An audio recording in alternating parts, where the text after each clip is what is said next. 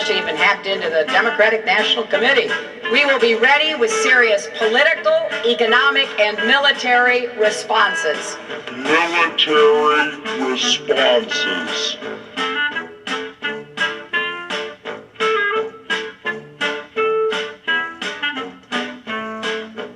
Russian interference in our elections, constant pressure that Russia's putting on our European allies. We have to stand up to his bullying. The grand godfather of this global brand of extreme nationalism is Russian President Vladimir Putin.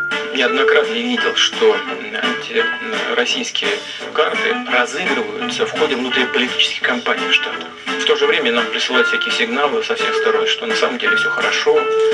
И прежних администраций так в ходе предвыборных кампаний.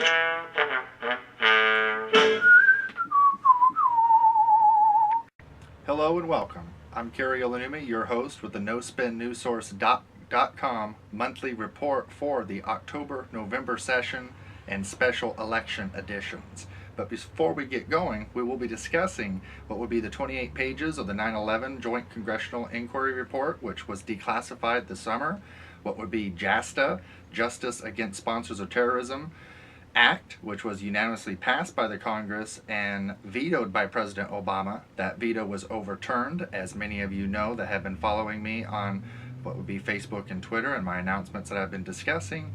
We will be discussing Glass-Steagall, the economic collapse, the current World War III that is on setting, my run for Congress this year, and so much more. But before we get going, let's check out this video on what would be Gary Johnson, the so-called alternative choice for your president this year of the Libertarian Party. With the polls tightening, it looks like this presidential race could be really close. Although he has zero chance of winning, Libertarian candidate Gary Johnson could take enough votes away from Trump in key states to ensure a Hillary Clinton victory.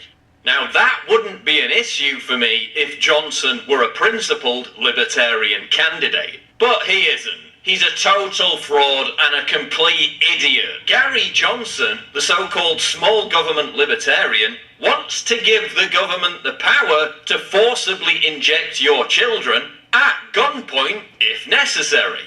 That's not libertarian. You see, there's something called the non-aggression principle, Gary. Don't know if you've heard of it.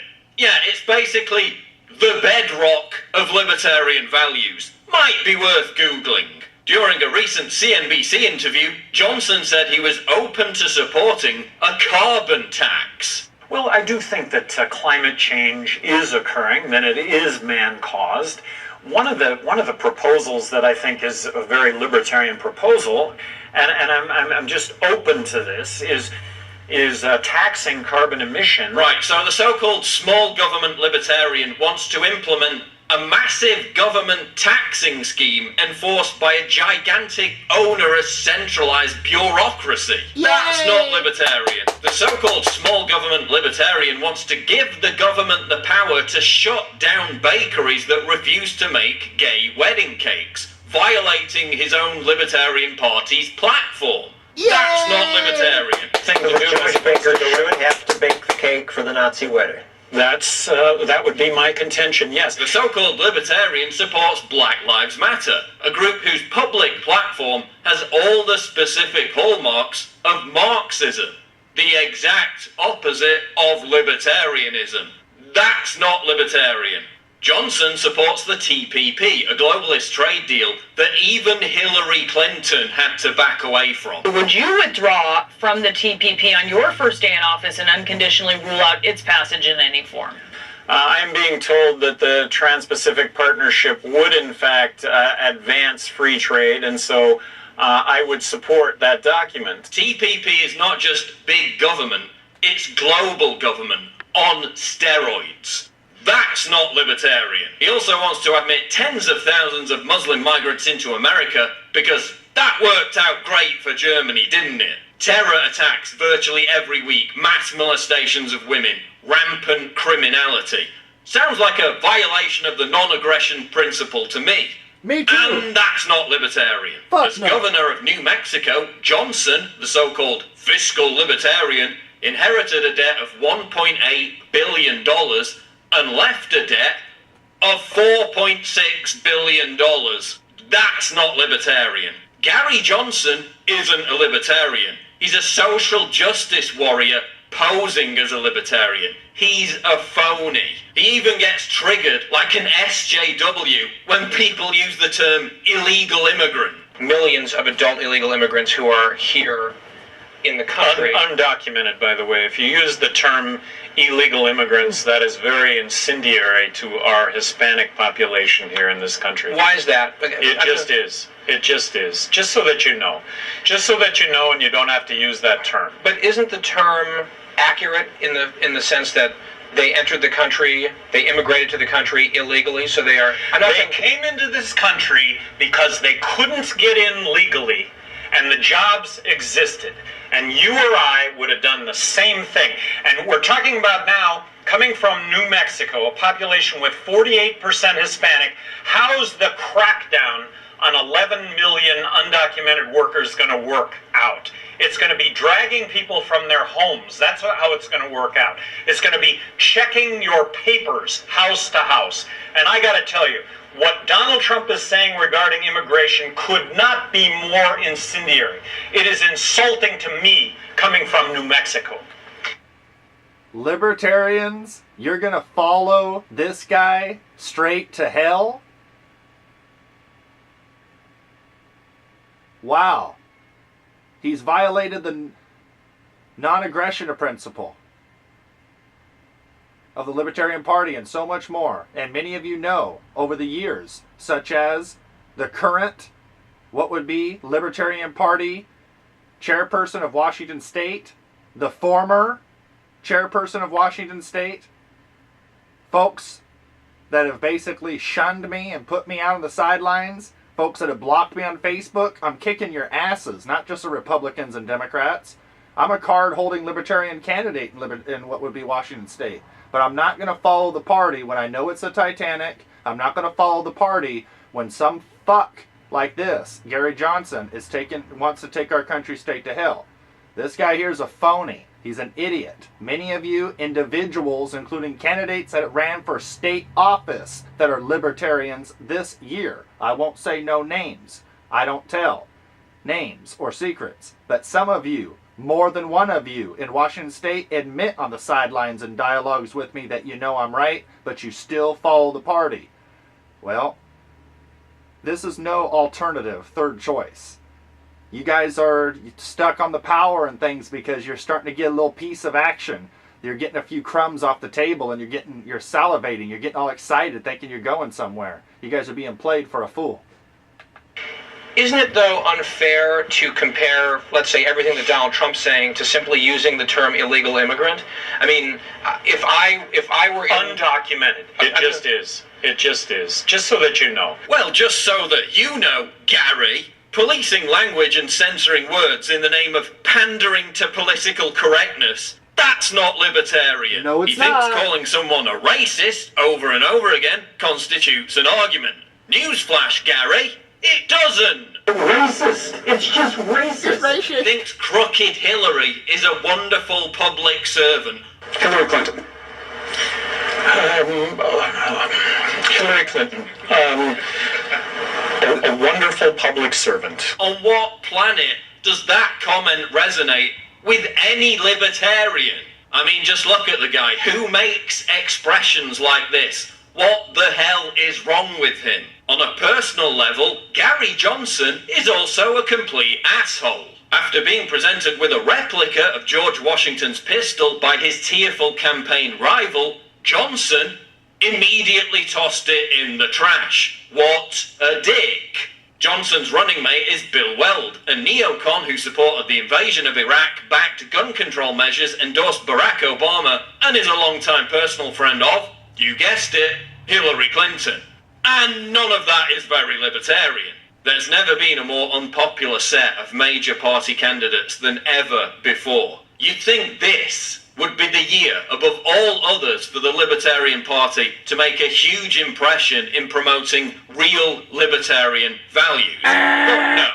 Instead, they've chosen to select a complete clown who permanently looks like he's about to break out into a childish temper tantrum. A half-wit who wouldn't recognise a libertarian value if it violated the non-aggression principle and smacked him in the face. Gary Johnson is not a libertarian. He's a fraud.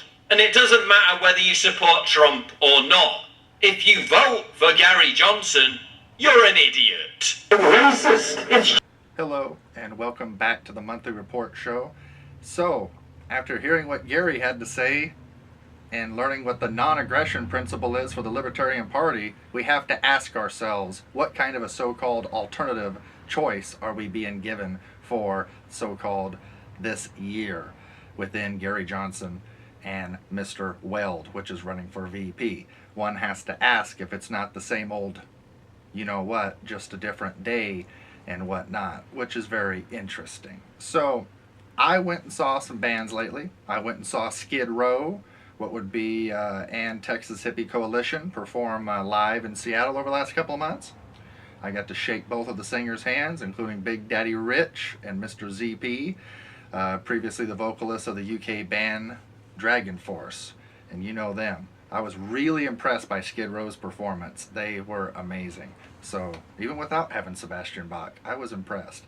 Now, the first veto and only veto of the president so far, JASTA, was overturned overwhelmingly by the U.S. Senate, which was voted 97-1, with only Senators Tim Kaine, which is probably going to be your next vice president under Hillary Clinton, and Bernie Sanders missing the vote.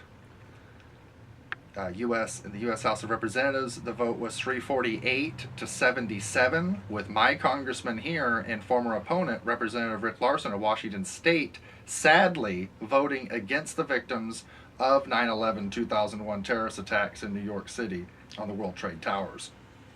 But Rick Larsen was amongst the 77 losers, and that will stand in history and is the beginning of the demise of what I feel is Rick Larsen. And that doesn't mean he will be voted out of office this year, but I do believe, which is a forecast of mine going back 2 years ago, that the 2016 elections will be his final re-election. So, elections 2016, or whatnot. Trump, Hillary, Gary Johnson.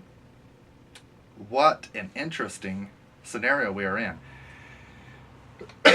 Well, first, things aren't getting any better out there. They're only getting worse. Price of food has doubled over the past 7 years. Times are hard, folks. They really are. You never heard the word heroin 10 years ago. Now it's being more easily, readily available on your streets to a 14-year-old freshman at high school, easier than a pack of Marlboro cigarettes or than a fifth of Jack Daniels.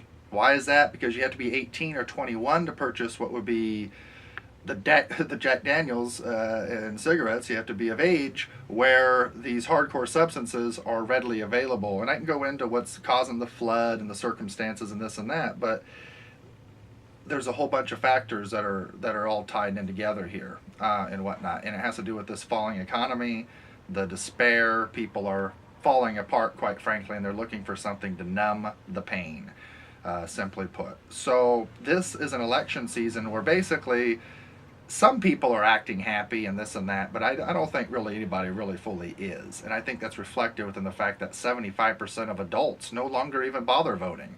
That shows that they are so pessimistic they feel there's just no point anymore. So, and I will say this, anybody that's caught up in this election cycle thinking Trump or Hillary or Gary Johnson or whoever, any of you that are getting caught up into this and are finally taking your place in line and being loyal to the whatever party you serve, I can assure you it's not going to pan out. It's not working, and here we go, without going into too much details. But before we go on, why don't we show what would be this video of a Tesla car being hacked. That's right, via computer, and the car being taken over, steered to the side, trunk being open, the brakes being applied, applied, and so much more. So check this out, the Tesla car being hacked, and we'll catch you right back. 对，我靠，懂，好，看清楚了，听好。聂博，我们还能做什么效果？我们还可以在你编导的过程中突然关闭你的后视镜。OK， 好，那我们来试一下啊。啊，开起来，好，现在我编到了啊，我编到了。好，你编。我靠，过完了，好，成功了。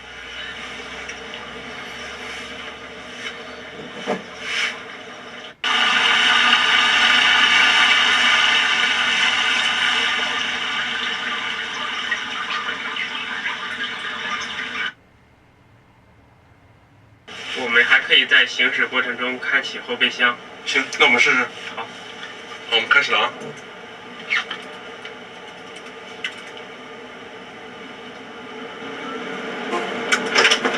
我靠，开来了，酷！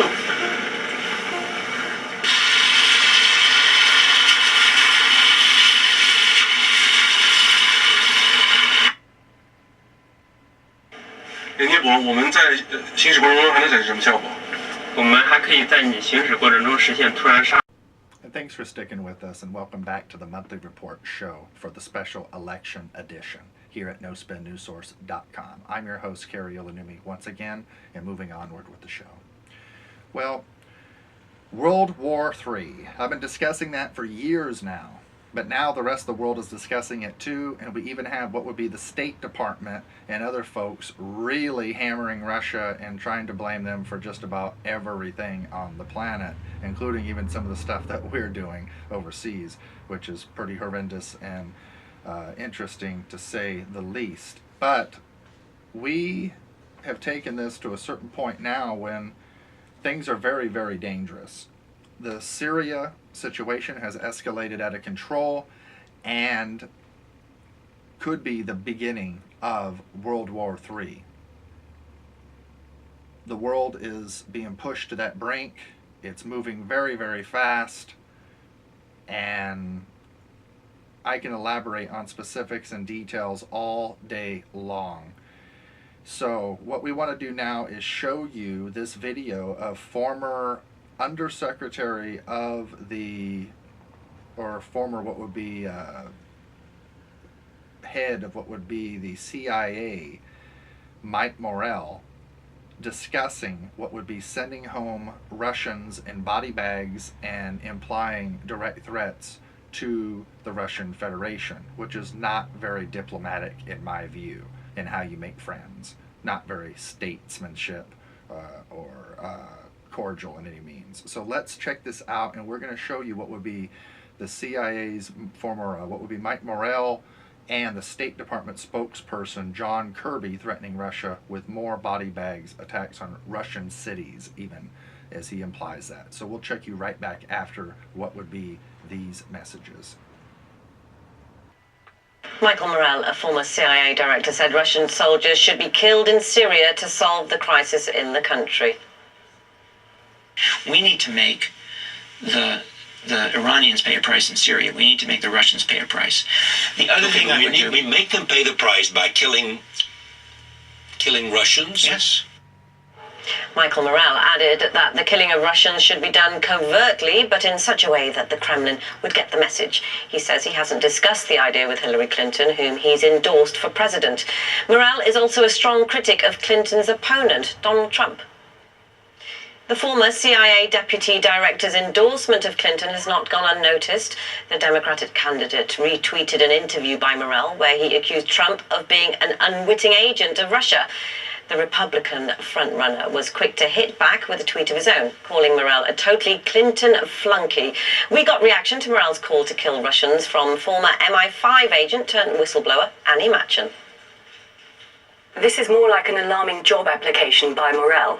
So he would love to have a senior post in any Clinton administration if she were to be elected. And he's saying what he thinks she would like to hear about how America should deal with the situation in the Middle East. And if indeed this does reflect her own views, then we've got to the absurd position where actually world peace might be in safer hands if Donald Trump were elected president. I think this is a general reflection of the American establishment. I mean, ever since the presidency of George W. Bush, there's been a hit list of countries that America has tried to ensure a regime change happens within. It's, I think, fundamentally consistent with the sort of hawkish neocon approach that the American establishment has been taking against many countries in the Middle East to preserve their interests there, to prop up some of their close allies like Saudi Arabia and the dictatorships across the Middle East as well. But also consistent in trying to provoke a reaction from Russia. I mean, the US and EU-backed coup in Ukraine was an immense provocation, and it's really because Russia has managed to show a great deal of self-restraint in that area, and in the face of provocation with big NATO exercises in the Baltic states and Poland and all the rest of it. That is the only reason that we have not seen an escalation into war. Extremist groups will continue to exploit the vacuums that are there in Syria to expand their operations, which will include, no question, attacks against Russian interests, perhaps even Russian cities. And Russia will continue to send troops home in body bags. Here at the State Department, the Secretary is still committed to a diplomatic solution. There are other options that don't revolve around the act of diplomacy. Looking at the events that followed the ceasefire, how is it fair to say that Russia is solely responsible for the failure of this deal? Because, and we've said this many, many times, they have influence on Assad. I didn't make that up. Are you saying that you don't have influence with the rebels? We do, and so do some of our allies and partners as well. And if the U.S. does have influence with these rebel groups, why the hundreds of ceasefire violations? Why did that happen? We have influence over some, not all. We have there are largest rebel group just refused to abide by that deal. There are other nations that have influence, and again, we have admitted that not all the opposition groups on every single day completely abided by it. Can you admit that part of the responsibility for the failure of this deal lies with the rebels and with the U.S.? I think we've been nothing but honest about the fact that there have been violations of the ceasefire and the cessation of hostilities on all sides. The U.S. has expressed grave concern over what Saudi Arabia is doing in Yemen by hitting civilian targets there. Why isn't the U.S. threatening to cut ties with Saudi Arabia?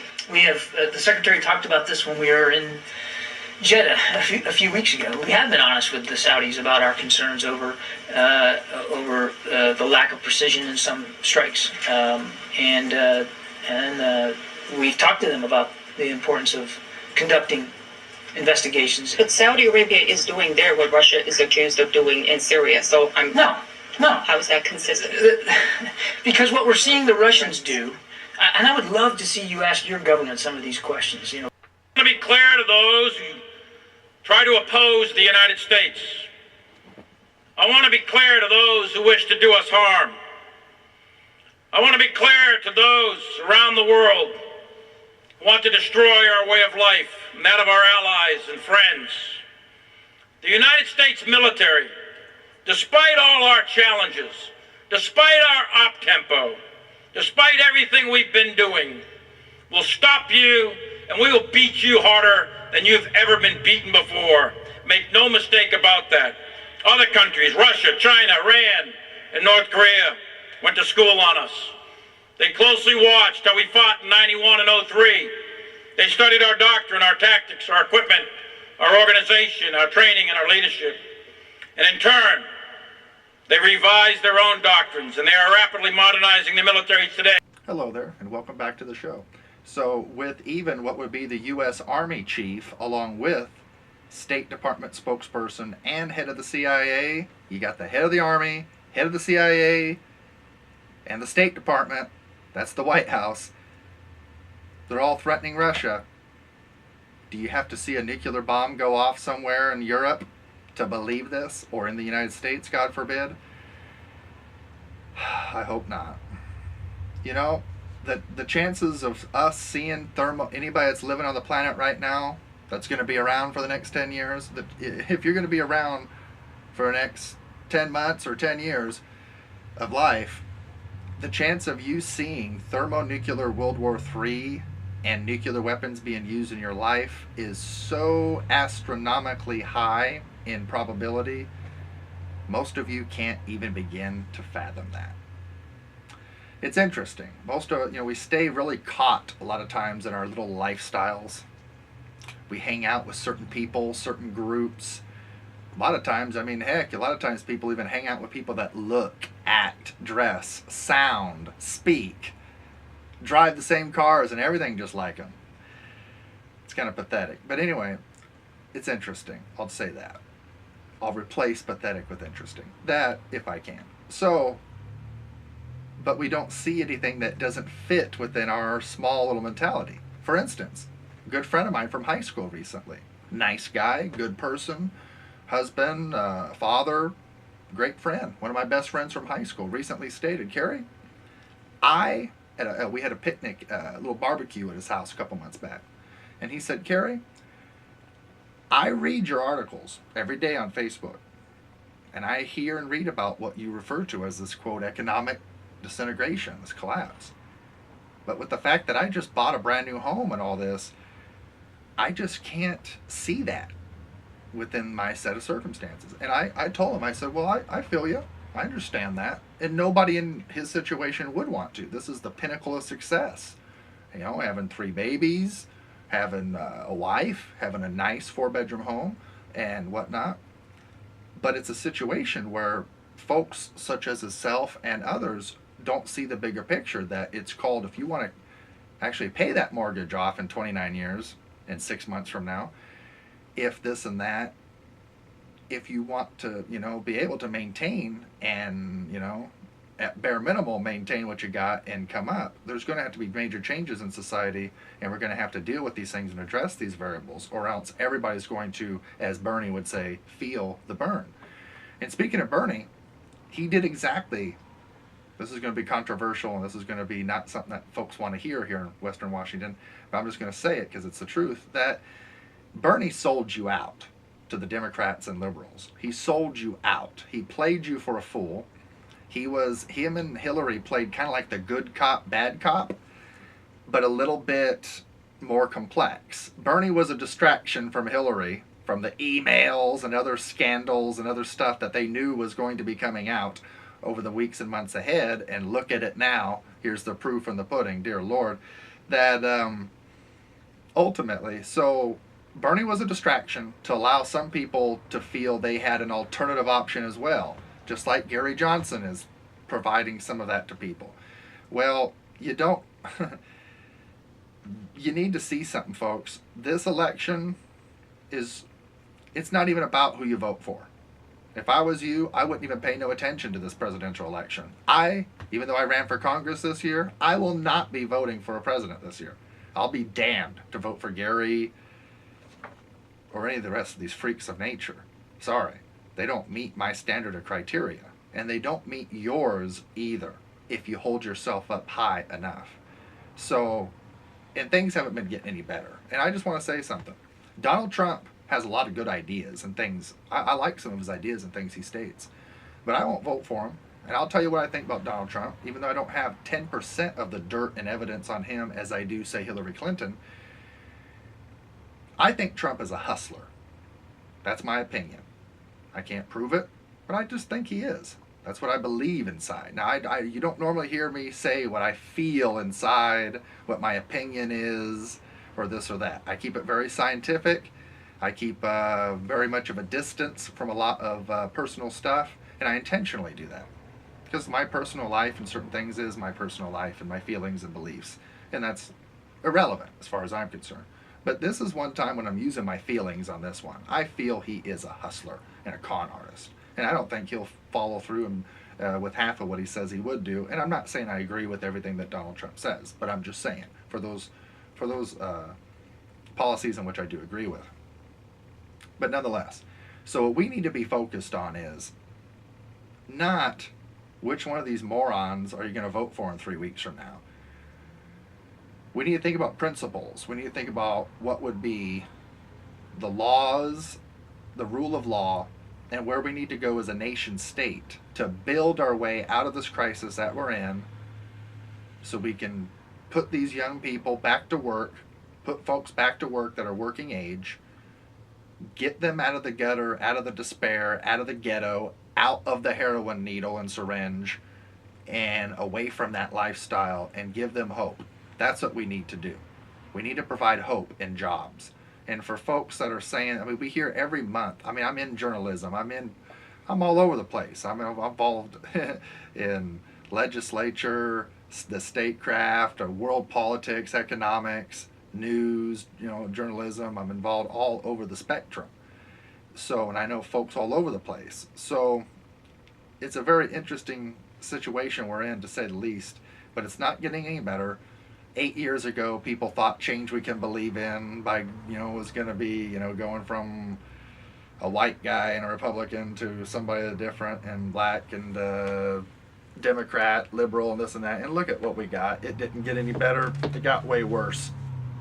Look at all these terror attacks. Look at all of it. People are going out of their head. They're gored. You hear families and people breaking down, killing themselves and each other off.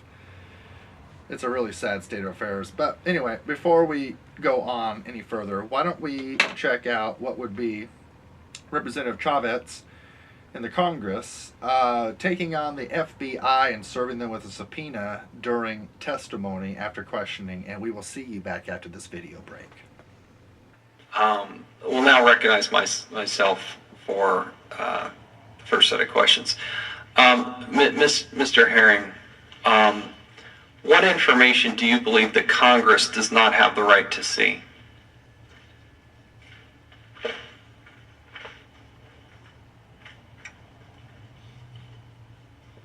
So we believe it's important for our oversight committees to understand how the FBI reached our conclusion. No, wait. I'm asking you a philosophical question here. What does Congress not have the right to see?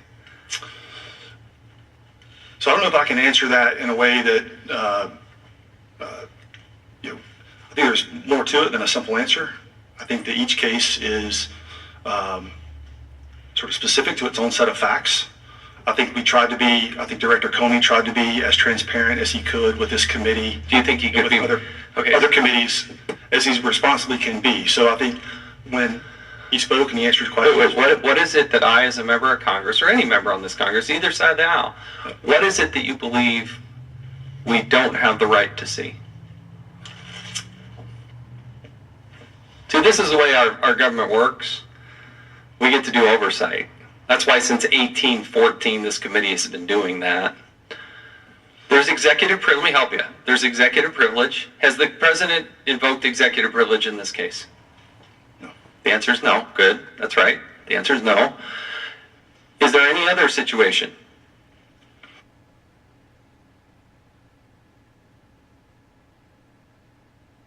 That deals in the executive order.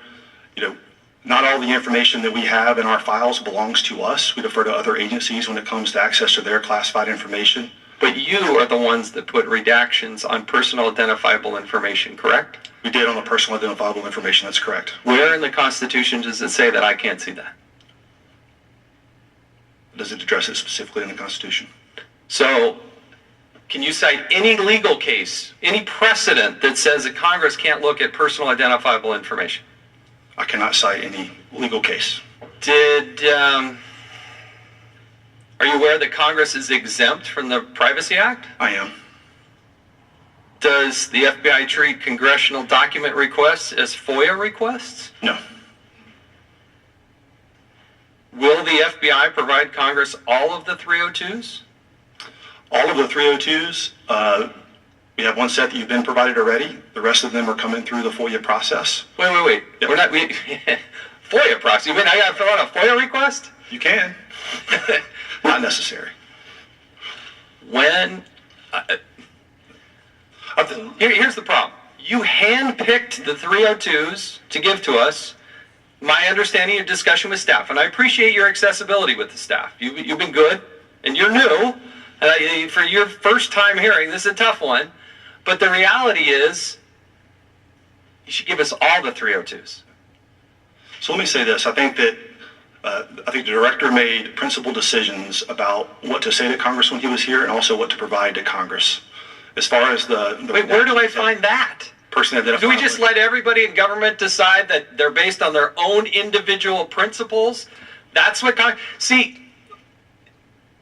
it's trust but verify is how it works. You don't get to decide what I get to see. I get to see it all. I was elected by some 800,000 people to come to Congress and see classified information. I was elected by my colleagues here to be the chairman of this committee. That's the way our Constitution works. Will the FBI provide to Congress the full file with no redactions of personal identifiable information? I cannot make that commitment sitting here today. Then I'm going to issue a subpoena, and I'm going to do it right now. So let's go. I've signed this subpoena. We want all the 302s, and we would like the full file. You can accept service on behalf of the FBI? Certainly. You are hereby served. We have a duty and a responsibility. You can cite no precedent, nothing in the Constitution, no legal precedent. You know this is important to us. You now have your subpoena. We would all like to see this information. I've gone past my time, or coming up on going past my time. And welcome back to the show. Kerry Ilanumi here, your host, and we shall continue. Now, I ran for Congress this year as an independent, nonpartisan candidate. I didn't go as far as I wanted, I'll admit, but I ran for Congress. I had the guts. I was one of the 4 contenders that had the nerve to take on the establishment, question authority, and run against Representative Rick Larsen. So that feels good, especially for being 33 years young. And technically I was 32 in May, officially coming into the campaign, and anybody who knows anything about politics or anybody can just imagine could know that this is something that's been in the making for years. So I've been building this since in my 20s. Actually, I've been building this technically probably since in my teens, since I was 18 and 9/11 happened and this is and that's, but I didn't know back then I was going to be a political figure or this or that, nor did I ever want to be elected back then. But anyways, here we go, step by step. You got to do what you got to do. So we are right now at that point when we either pass Glass-Steagall Act, reinstate Franklin Roosevelt's Glass-Steagall Act, and save what would be the vital good part of the banking and our nation, or we see what would be the alternative, which I do not recommend, God forbid, and that is we see the bank bail-in, economic collapse take place, in which they literally take, and I stated this may have been too much for some of you folks in Washington State, when I stated within my candidacy statement this year for U.S. House of Representatives, I stated that we need to pass Glass-Steagall, or else we would see your 401ks, pensions, retirements, and savings accounts literally be looted in the name of paying for what would be the debts. And this was signed into law knowingly and wittingly by members of Congress, such as my former opponent, Representative Rick Larsen, such as also Senators Patty Murray and Maria Cantwell, as they also signed into what would be the Dodd-Frank law. Well, the bail-in is an aspect of the what would be bail-out Dodd-Frank law that they signed into law back in 2008, if you remember. So, what is the bail-in? Our members of government literally put you on the table. Your bank bonds, your account money, savings accounts, your 401k, your pensions, your grandma's pension, your dad's, your mama's, this and that. That's right, yours. It's going to be, if not already, looted. So I'll say going to be on a technicality, and I won't say has been yet, because on a technicality you can also access a certain amount of those funds. So I don't want to make this any more difficult to explain. I don't want to go into a 45-minute session of economics or this or that and then confuse you possibly more than I would help you with, but by all the specific details, like a November rain in Seattle or something, just bombarding you and whatnot. But like I said, I'm not trying to fearmonger you folks. We either pass Glass-Steagall Act right now over the weeks ahead, literally weeks, maybe months if we're lucky, but it won't be years, I guarantee it.